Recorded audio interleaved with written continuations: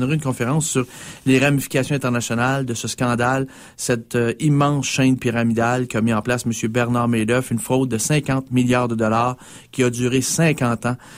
C'est un Robin des Bois, mais à la sauce Wall Street. Robin des Bois volait aux riches pour donner aux pauvres, mais Bernard Madoff, il a monté, petit garçon, et il a commencé à frayer avec les gens de la haute société, participer à des parties de golf au même club de golf privé, chic et select, élitiste que les gens de la haute bourgeoisie, et les parasites sociétaux de la upper class, le 1% qui contrôle 40% des richesses aux États-Unis, mais c'est la même chose au Canada.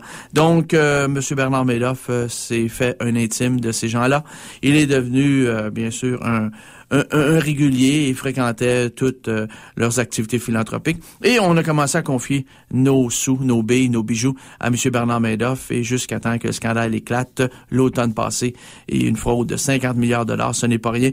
Et notre ami Madoff, c'est un Robin des banques à la sauce Wall Street parce que lui, il volait aux riches, mais il donnait à d'autres riches, mais ceux qui étaient les plus proches de lui. Alors, les membres de sa famille en premier, et il donnait à quelques autres riches. Alors là-dedans, la chaîne de Ponzi, l'arnaque pyramidale, c'est que tant qu'il y en a qui rentrent dans la structure, dans la pyramide, eh bien, on peut donner une cote à ceux qui sont en haut. Et à un moment donné, si la crise arrive et puis ceux qui sont en haut veulent avoir des liquidités, eh bien là, tout va s'écrouler, s'effondrer. C'est un château de cartes, c'est une structure pyramidale. On appelle ça une chaîne de Ponzi pour...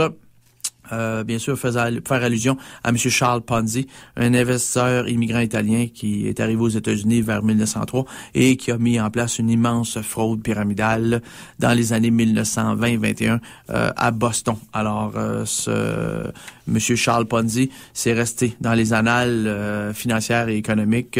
La fameuse chaîne de Ponzi, là, on se demande où était le régulateur boursier, la Securities and Exchange Commission, qui dormait au gaz. Ici, dans le nord, dans les Laurentides, on a la station de ski Grey Rocks. Elle va fermer. Et le bonhomme qui est propriétaire de cette station de ski est un bonhomme qui avait mis des billes dans la structure pyramidale de Ponzi. C'est pas la seule raison pourquoi Grey Rock a fermé. C'est un monument. Ça avait pignon sur rue depuis une centaine d'années. C'est tout simplement, bien sûr, une partie de l'explication. Les billes qui a placé le propriétaire de Grey Rocks dans la chaîne de Ponzi de M. Bernard Madoff pour avoir des rendements toujours égaux. Même quand il y avait une récession, Bernard Madoff te garantait toujours au minimum du 7-8%. Et des fois, c'était dans les deux chiffres, dans les 10-11%. Mais il était toujours égaux. Peu importe l'année, si c'était une bonne ou une mauvaise année, il était toujours identique. C'est pour ça. Et ça se faisait par cooptation. Ça veut dire que quelqu'un qui est à l'intérieur du système de pyramidal de M. Bernard Madoff pouvait en recruter un autre, mais il devait être recommandé. Donc ça naturellement suscite énormément le côté vaniteux des gens. Les gens se disent « Wow, t'as réussi à avoir du 9% alors que personne n'est capable de battre du 3%. Comment tu fais? » Mes billes sont placées chez Madoff. Ah oui, mais Madoff, il prend pas n'importe qui, puis Madoff, il est très sélectif. Ah oui. Fait que ton désir de faire partie de la structure grandit à mesure que toute cette aura de ce côté glamour est érigé en système de la part de M. Bernard Madoff. Et il avait des gens qui travaillaient dans son entourage, des spécialistes qui se promenaient dans des soirées mondaines et qui faisaient littéralement, justement, étalage de cette réussite à la sauce Madoff. Et ils étaient là strictement pour appâter le pigeon. Et Dieu sait que dans la haute bourgeoisie, des pigeons, et c'est rare, tu vois des pigeons avec des gros colliers en diamant 28 carats. C'est rare, mais là, dans des soirées mondaines, philanthropiques, ils sont très philanthropes, ces gens-là. Ils donnent pour des bonnes causes sociales. Comprends-tu, des œuvres d'art, des pots de poterie. Ils donnent pour des causes vraiment humanitaires. C'est clair? Non, mais je veux dire, quand la moitié de la Somalie est en train de crever, leur envoyer une coupe de tableaux, là, des reproductions de grands peintres, là, ça va à peine. Ils se mettent 3-4 à manger un côté du tableau, là, comme ça. Ça peut y rassasier pour un mois et demi, ça, certain, ça. Regarde, commande, là. Alors, tu sais, ces gens-là, ce sont des gens profondément humains. C'est clair, là? Donc, faut pas rire de ça. Non. Que je te vois pas rire à l'autre bout du micro, là. Je te vois avec ton petit sourire à coin. Non, c'est pas correct, ça. Ces gens-là, ce sont des gens qui ont le cœur sur la main. L'autre dans le wallet, mais ça fait rien. Correct? Ils se soucient de l'autrui, de l'autre. Tu sais, comprends-tu? Ils sont capables d'empathie. Bon. Alors, n'aie pas de doute là-dessus. Cette conférence, cher auditeur, je la prononcerai mercredi, le 25 février prochain.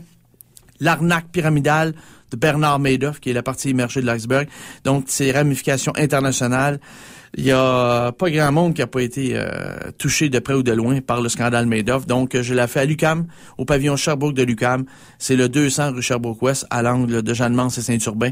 C'est à 19h. Le local, c'est le SH3320. D'ailleurs, mes conférences pour tout l'hiver, donc celle de janvier, c'est au même local. Février, même local. Mars, au même local. Et avril, au même local. Donc, ça, c'est pas compliqué. Donc, SH3320, donc c'est au 3e étage, quand tu rentres dans le pavillon principal. À ta gauche, c'est à ta gauche, à gauche toute, toujours à gauche. Ouais, est-ce que ça se peut que le Québec vire à gauche? Non, juste l'UQAM. L'UQAM vire à gauche, avec le scandale immobilier qu'ils ont eu, et les indemnités de départ à ces hautes têtes dirigeantes comme Roch Denis, qui ont eu des 125 000 piastres d'indemnité de départ pour des magouilles. Incroyable, ben oui, on est à gauche, pareil. À gauche, tout à gauche, rien qu'à gauche. Donc, la conférence au local SH3320 à 19h, le coût d'admission est de 10 $. Et je vous planterai le sujet à Chaboutière que je n'ai pas encore rédigé, mais je le ferai au cours de la prochaine semaine et je vous en reparlerai ici à Zone de Résistance. Et si vous avez raté une info, ben vous avez la ligne InfoSolaire d'Énergie Québec et vous laissez votre message, votre code régional, votre numéro de téléphone là-dessus. Je vous rappellerai à 514-392-0095. 392-0095 ou encore le courriel de Perron, perronb@sympathico.ca. Perron B@sympathico.ca. Alors voilà, voyez-vous, c'est pas plus compliqué que ça. Et on va s'en parler. D'ailleurs, je vais faire une conférence parce que l'argent n'a pas disparu. L'argent n'a pas passé à travers une autre dimension pour s'engouffrer à l'étoile Sirius à côté de l'ordre du Temple solaire ou Alpha du Centaure. L'argent est toujours sur le plancher des vaches. Elle est ici sur Terre, mais elle est parquée dans un des 80 paradis fiscaux que connaît le globe terrestre. Alors, ce sont des no man's land, ce sont des trous noirs de la finance internationale. Et il faudrait que je récidive. J'avais fait cette conférence-là, écoutez, ça fait longtemps, c'était en mars 2003. Donc, ça fait déjà 6 ans. Mon Dieu que le temps passe, hein, c'est incroyable. Et j'avais fait une conférence paradis fiscaux et blanchiment d'argent. Alors, il faudrait que je fasse une autre conférence. Vous savez que le nom, maintenant, on l'a changé. On parle plus de paradis fiscal parce que c'est pas politically correct de dire paradis fiscal. On dit centre financier offshore. Of course! Centre financier offshore. Mais c'est la même magouille. Ce sont les mêmes profiteurs, affairistes, arrivistes, ces intrigants qui vont parquer leurs sous là-dedans, leurs billes là-dedans, à l'abri du fisc et des regards indiscrets. Ils vont créer des entités qu'on appelle, entre autres choses, des IBC, International Business Corporation.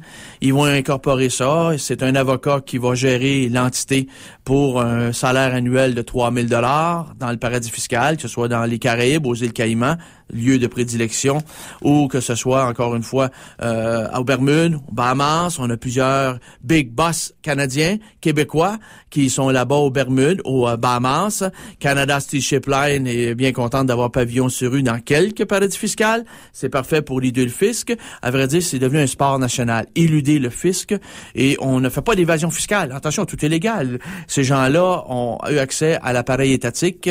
Et un coup, dans l'appareil étatique, ils ont voté les lois qui leur ont permis, après ça, de faire de la contorsionnite fiscale. Et on appelle cela faire de l'évitement fiscal. Et ça, c'est légal. L'évitement fiscal, c'est tout ce qu'il y a de plus légal. Quant à savoir si c'est moral, ça, c'est une autre histoire, mais c'est légal. Alors, comprenez-vous, ne les calomniez pas sur la place publique. Ce sont des gens qui jouent le système. Et voilà. Et ils ont des planifications fiscales agressives. Alors, voilà la vraie expression. Des planifications fiscales agressives, des PFA. Alors voilà, c'est comme ça que ces gens-là s'y prennent et ils ont les meilleurs fiscalistes, les meilleurs comptables, les meilleurs aviseurs fiscaux et ces gens-là sont payés et fort bien rémunérés pour repérer les mailles, les failles dans la loi fiscale et on fait de l'évitement fiscal et tout cela est legit. Et voilà, on peut obtenir notre double citoyenneté canadienne et celle du Liechtenstein ou du Luxembourg, des paradis fiscaux d'Europe et qui sont très prestigieux, en l'espace de 24 heures, moyennant un déboursé de 50 000 $ US. Alors, voyez-vous, et là-dedans, l'idée, c'est de toujours rester au moins 6 mois au Canada. Alors, tu vas pouvoir jouer sur les deux tableaux. Alors, voilà. Donc, il faudrait que je récidive et ça sera peut-être en mars ou en avril sur les paradis fiscaux. C'est no man's land de la finance internationale. Pourquoi? Parce que juste en termes des particuliers, les particuliers, il y aurait dans les paradis fiscaux, et ça c'est un chiffre conservateur, on s'entend là-dessus, mais selon les estimations que nous avons des organismes internationaux, comme entre autres le Fonds monétaire international,